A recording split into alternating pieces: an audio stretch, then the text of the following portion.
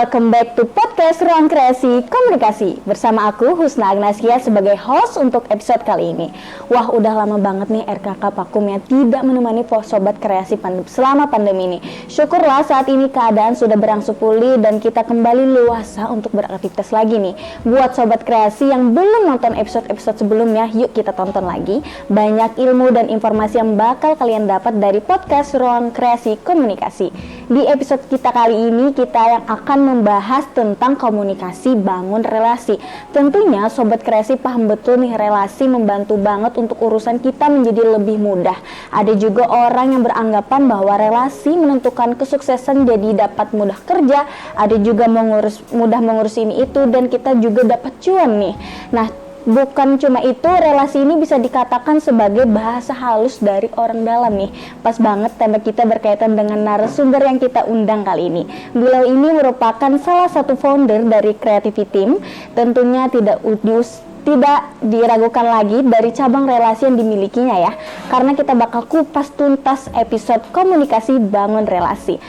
Siapa ya kira-kira? Tonton habis episode ini.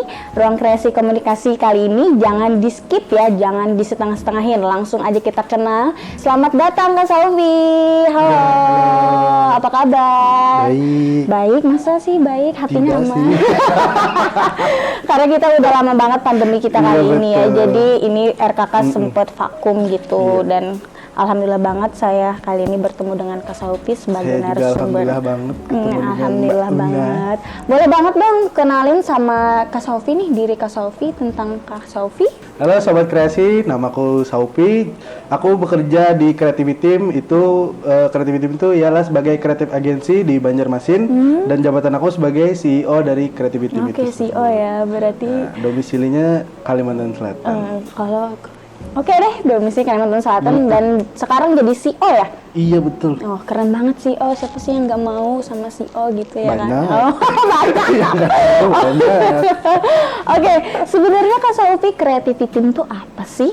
Jadi Creativity Team itu ialah sebuah kreatif agensi nih di Banjarmasin. Jadi kami fokusnya ialah yang terutama itu untuk audiovisual. Jadi biasanya kami ngincar untuk perusahaan-perusahaan mau bikin campaign iklan atau video iklan, itu biasanya ke kami.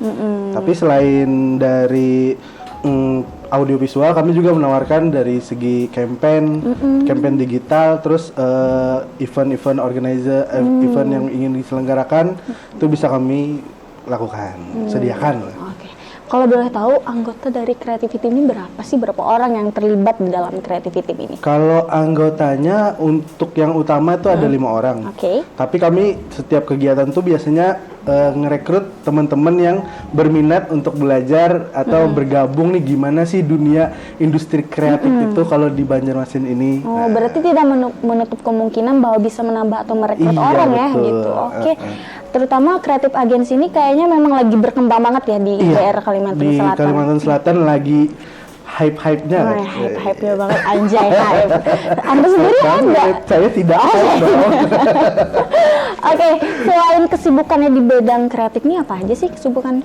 Kesibukannya untuk sementara ini cuman itu aja sih. Aku mau fokus dulu di sini sebelum nanti ngembangin yang lain. Berarti kalau dengar kata berkembang berarti mau jadi lebih nih kreatif? Iya, soalnya awal Creativity ini aku kepikirannya atau harapanku mau bikin agensi periklanan nih di Banjarmasin. Karena berawal dari keresahan di sini kan belum ada agensi iklan, perusahaan iklan yang benar-benar ada seperti di kota-kota besar. Nah, apalagi aku kan juga anak komunikasi dan peminatanku pada saat itu ialah periklanan, jadi aku pengen banget nih ngerasain kerja di dunia periklanan yang bener-bener perusahaannya ada, tapi sedangkan di sini belum ada. Jadi kenapa nggak aku coba bikin gitu.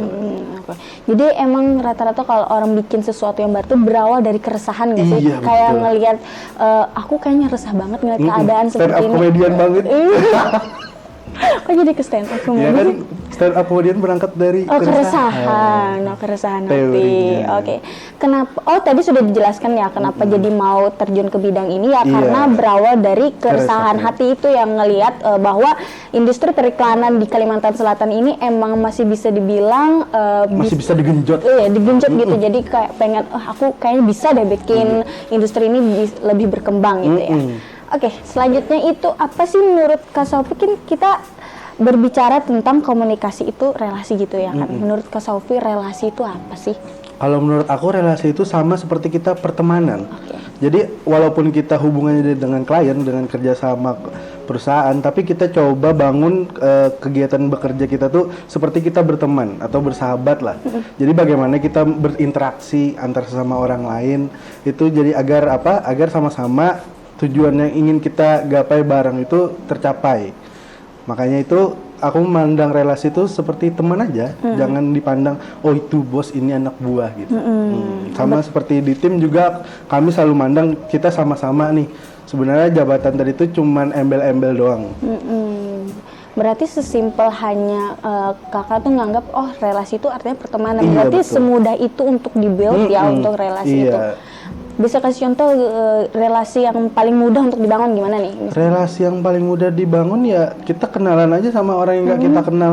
Kita nggak tahu latar belakangnya nanti apa. Nanti setelah kita coba kenalan, berteman, tahu lebih dalam, nanti kan kita baru tahu oh ternyata orang ini punya kapabilitas seperti ini.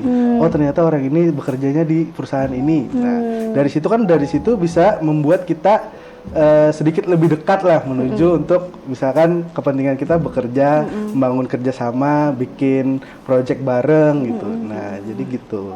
Berarti bagi sobat-sobat kreasi yang mungkin takut katanya bangun relasi kayak dengar kata relasi itu kayak aduh berat banget. Iya, betul. Padahal kan cuman sebatas bahwa kita membangun pertemanan, kita membangun relasi dengan orang, kenal sama orang aja udah bangun relasi gitu kan. Nah, jadi jangan dibikin relasi itu beban kayak oh aku harus men-treat itu harus dengan benar, harus dengan baik. Ya memang seperti itu harus, cuman dibawa lebih santai, anggap itu seperti kita teman ke teman gimana sih. Emang teman kalau kita jahatin apakah akan tetap jadi teman kan enggak gitu. Oke. Menurut Kak Saufi gimana sih cara membangun relasi kita itu dan hal penting apa yang harus ada di relasi itu sendiri?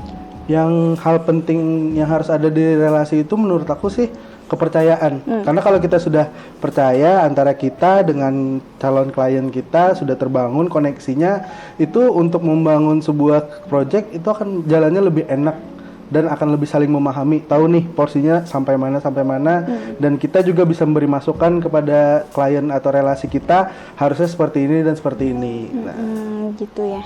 Oke. Biar kalau kerja itu sama-sama enak lah. Nggak terlalu terbebani satu sama lainnya. Selain itu ada hal yang lebih penting lagi menurut Kak Saufi selain mungkin kualitas atau apa gitu? Kalau kualitas itu dari kita berelasi biasanya kualitas kita udah terbentuk. Relasi kita bisa menilai kira-kira kerja kita seperti apa dan kita juga bisa menilai kalau kita berurusan dengan relasi kita harus bagaimana. Nah, jadi ketika kita membangun relasi dengan cara pertemanan itu akan dengan sendirinya terbentuk. Menurut Kak Saufi, attitude itu penting nggak? Attitude itu sangat penting, apalagi dalam hal membangun relasi karena apa? Kita kan membutuhkan orang tersebut untuk membantu tujuan kita.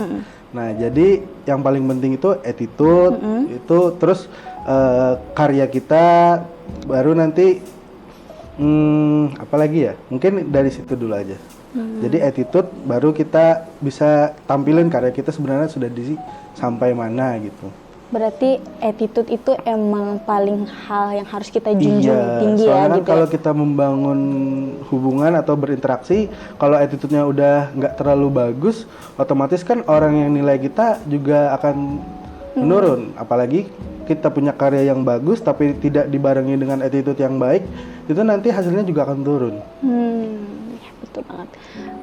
Terus menurut Kak Saufi ini personal branding itu penting nggak? Sama kita berelasi dengan orang. Kalau personal branding untuk berelasi mungkin bagi sebagian orang penting, tapi yang tergantung kepentingan dirinya. Dia mau membranding dirinya sendiri dulu yang step up, atau dia mau membangun perusahaan dia bekerja, atau dia mau timnya yang mau lebih ditampilin ke dalam dia berhubungan relasi tersebut. Gitu ya. Kalau Kak Saufi sendiri menciptakan personal branding yang seperti apa dalam membangun relasi ini? Kalau aku bikin personal brandingnya ya seperti ini. Mungkin lebih santai, lebih friendly, agar lebih enak juga ngobrolin. Kalau seputar project-project kan mungkin nanti biasanya ada nih bahasan-bahasan yang beradu ego lah istilahnya, dari ego relasinya, dari ego kaminya juga. Nah di situ aku coba menimbang-nimbang yang mana yang lebih masuk, lebih enak gitu, jadi nggak terlalu banyak singgungan. Jadi emang harus bisa nyesuaiin juga nggak sih sama apa relasi yang kita bangun gitu. Jadi harus. Nggak semestinya kayak aku jadi diri sendiri nih sama orang, nggak. Jadi nggak selalu kita yang ngikutin orang lain, tapi nggak selalu orang lain yang selalu mengikuti kita. Jadi diatur aja yang mana kita harus kedepankan ego kita, atau kita harus yang ngikut nih sama klien kita, gitu. Pintu-pintu terbaca situasi juga ya. Gitu. Keren banget sih kreatif. Sama kalau kita juga sudah mulai memahami cara menjaga relasi, itu kita bisa nih, sebenarnya kita pengen seperti ini tapi klien pengennya seperti itu. Nah, dengan kita membangun relasi itu juga bisa membantu agar ego yang ingin kita sampaikan tuh tersampaikan, atau ide dari kita lebih menonjol lah ibaratnya. Karena menurut kita di satu sisi ide dari klien mungkin agak sedikit kurang atau gimana gitu, tanpa mengesampingkan proyeknya. Nah, jadi kan Kak Sophie pernah dengar istilah dalam relasi itu orang dalam? Sering kan ya, pastilah kalau berhubungan sama orang. Menurut Kak Sophie apa sih perbedaan antara orang dalam dan relasi? Sebenarnya kalau menurut aku antara relasi dan orang dalam itu sama. Cuman di dalam relasi biasanya ada orang dalam. Gitu. Jadi sebenarnya yang dibilang orang dalam tuh kan lebih kesannya konotasinya negatif ya. Buat tempat misalkan gratifikasi, nepotisme, kolusi kan biasanya menggunakan orang dalam tuh. Nah, jadi mungkin sebenarnya relasi juga, cuman konotasi negatifnya dari relasi kan bisa diarahkan ke yang negatif juga sih. Relasi tergantung kita ngebikinnya gimana, bisa positif, bisa negatif. Berarti tergantung kita membangun relasi tersebut dan memberi perspektif apakah orang dalam itu bersifat negatif atau positif, gitu ya. Selain itu menurut Kak Sophie, keberuntungan itu juga masuk dalam relasi nggak? Beruntungan itu kayaknya enggak deh. Karena keberuntungan itu ya keberuntungan itu sendiri. Cuman kalau kita keberuntungan itu mungkin cuman di awal ya, mencoba kita mempertemukan dengan orang yang mungkin bisa membantu kepentingan kita. Nah, cuman setelahnya tetap kerja keras kita juga sih. Kalau kita cuman bertemu tapi kita lewatin, keberuntungannya kan juga lewat. Berarti kita harus juga bisa ngambil kesempatan gitu ya, ngambil kesempatan ketika kita ingin berelasi. Waduh. Nah, selama berelasi itu pernah nggak ketemu kejadian unik gitu sama klien-klien, atau klien ini pernah minta yang aneh-aneh gitu, atau ada ketemu klien yang idenya luar biasa sampai kalian kayak aku angkat tangan nih gitu lah, atau ide luar biasa ada, cuman tidak sesuai dengan di lapangan. Mungkin tidak bisa diwujudkan dari segi kemampuan dan juga dari segi pendanaan. Waduh, contohnya gitu. Oh, tidak ada contohnya dong, itu saya cuma ngarang. Kan katanya kalau serius misalnya pernah ketemu orang seperti itu? Pernah, pasti ada. Pasti kita akan ketemu dengan orang-orang yang seperti itu. Ya kembali lagi bagaimana cara kita mengaturnya, cara kita menyikapinya. Kalau kita bawaannya emosi, tersinggung, ya jadi hubungan relasinya jadi nggak baik. Cuman kalau kita, oh ya sudah, mungkin dia belum paham atau dia mungkin belum mengerti lah. Karena kan orang yang bekerja di satu bidang belum tentu memahami bidang yang lain. Pernah ngerasa kayak menggurui klien nggak? Kayak kan dapet klien yang kayak gini nih. Menggurui sih enggak, cuman kita lebih tepatnya sharing. Oh, sharing. Jadi di bidang kita seperti ini, kalau di bidang mereka seperti ini. Nah, jadi kan kalau kita bikin campaign nih misalkan mereka cuman nyodorkan maunya misalkan trending misalkan. Caranya nggak tahu seperti apa. Nah, di situ kan kita trending di sosial media A. Nah, tinggal kitanya nih harusnya packagingnya seperti apa ya, produknya, kontennya harus seperti apa. Mungkin Mbak Una juga merasakan. Iya.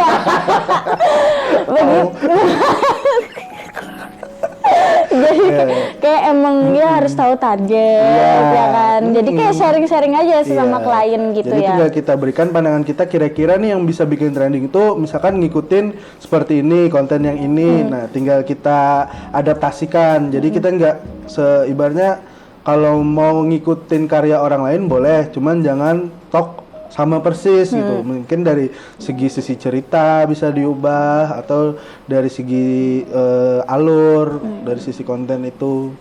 Berarti emang harus ada inovasi lah ya, inovasi. Kalau aku pernah dengar istilah lihat, amati dan turuti ATM. atau ATM lah itu, Iya, itu betul. istilahnya itu. Amati, tiru, modifikasi. Itu berarti emang sebagai ibaratnya kreatif agensi memang sering diterapkan hal-hal yang seperti itu. Ya, sering diterapkan. Kalau berkaitan dengan produk-produk yang dihasilkan itu sudah ada nih produk sebelumnya. Jadi kita tinggal step up sedikit lah ibaratnya perbaharuan. Oke. Harapan kakak untuk kreatif agensi yang ada di Kalimantan Selatan saat ini?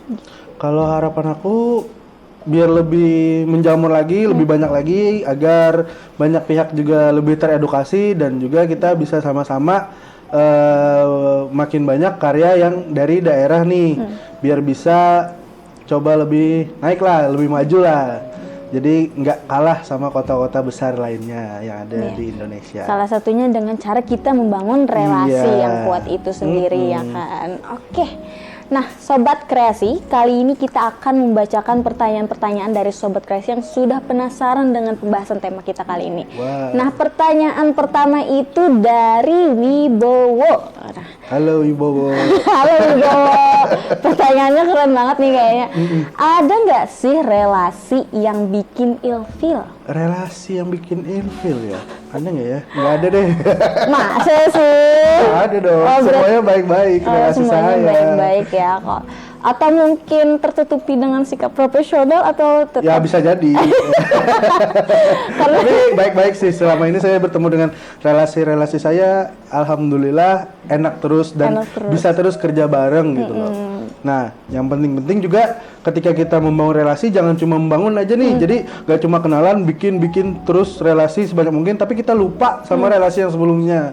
Gak di-maintain lah ibaratnya. Jadi kita harus jaga komunikasi kita antar relasi kita agar apa? Agar mungkin suatu saat ketika kita bikin project lagi nggak cuma di satu project aja, bisa terus berlanjut bikin project-project selanjutnya. Nah, itu seni berelasi. Berarti harus di-maintain. Gimana cara nge-maintain tuh, Kak? Cara nge-maintain-nya ya sering-sering komunikasi aja. Sering-sering keep in touch chat lah. gitu ya. Iya, keep in touch mungkin. Fit call gitu. Tidak ada. Atau WA-an gitu enggak ya gitu. Tidak ada. Secukupnya saja. Bikin konten ya? Bisa. Oke. Keren banget pertanyaan Wibo ya. Selanjutnya itu ada pertanyaan dari Setiawan. Siapa saja sih yang bisa dikategorikan sebagai relasi?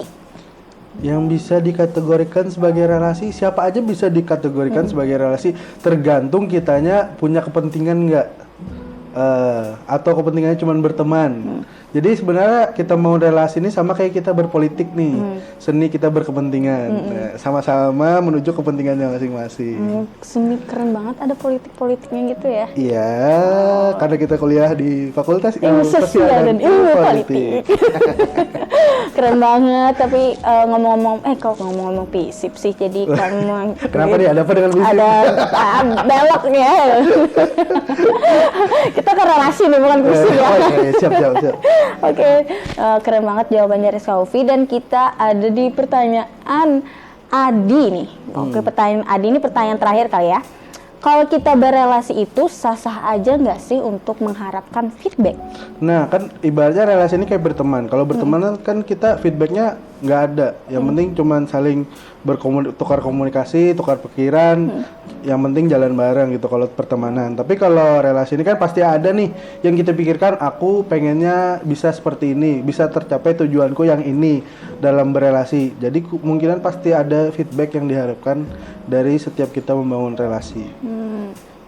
Pernah kalau misalkan kayak kakak ngerasa, misalkan nih lagi kerjasama sama satu klien, terus kakak ngerasa kayaknya feedbacknya nih nggak terlalu menonjol gitu. Pernah ngerasa kecewa atau apa gitu? Kecewa sih enggak, tapi kita lebih ke kita lihat lagi kinerja kita seperti apa. Apakah sudah sesuai apa yang kita berikan dengan apa yang kita dapat dari relasi kita, atau relasinya tidak tahu, kan bisa jadi seperti itu.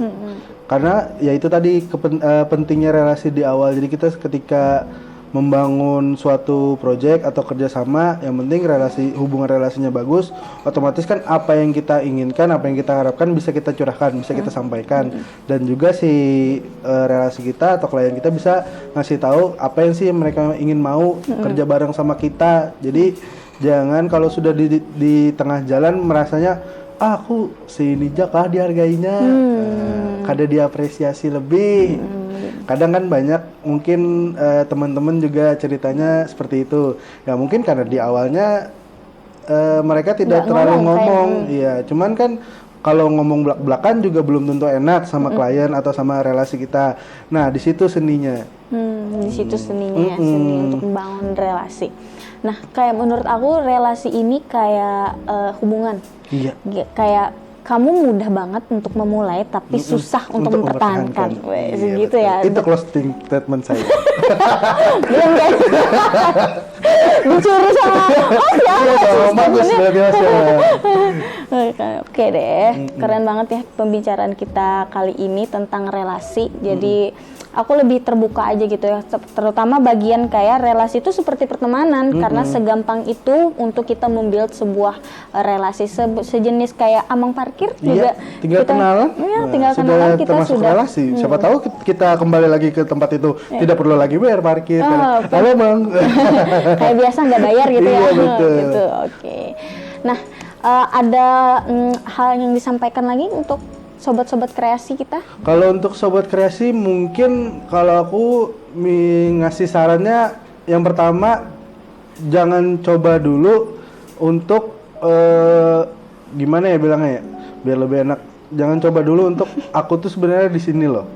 Yang penting coba dulu, apapun itu karyanya, apapun kontennya, apresiasi dari orang lain itu nanti akan dengan sendirinya mengikuti.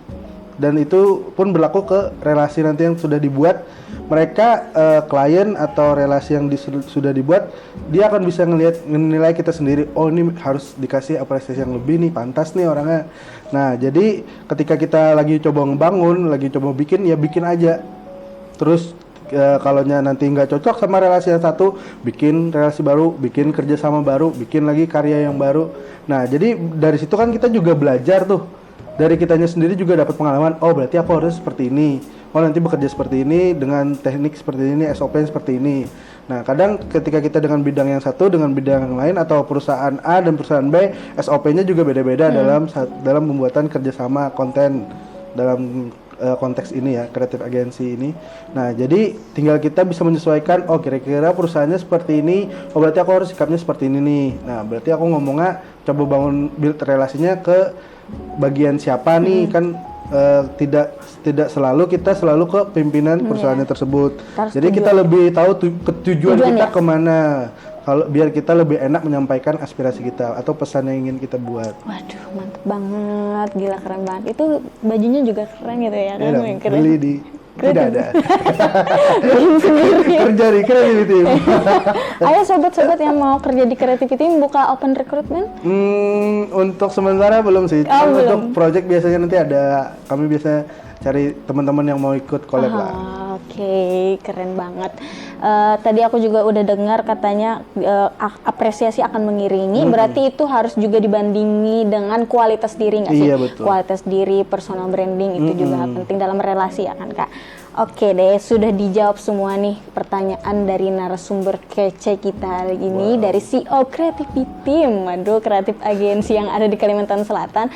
Seru banget bincang-bincang sama Kak Saufi di podcast kita kali ini dengan tema komunikasi bangun relasi. Nah, terima kasih kepada Kak Saufi sudah bersedia untuk menjadi narasumber kita pada episode kali ini. Siap, makasih juga. Dan doain terus ya tim RKK agar rajin terus ngonten ya kan ya, karena udah vakum lama banget. Dan nantikan episode-episode podcast Ruang Kreasi Komunikasi berikutnya.